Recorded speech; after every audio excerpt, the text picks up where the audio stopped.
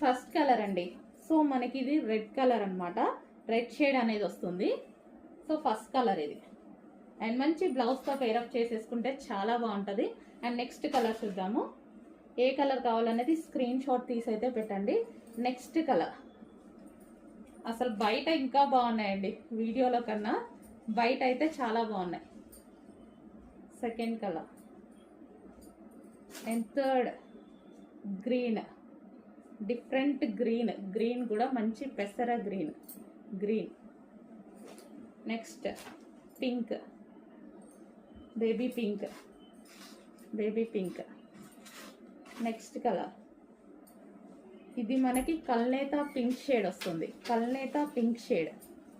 కల్నేత golden pink shade. Next gold colour. చాలా సూపర్గా ఉన్నాయి కలర్స్ అయితే.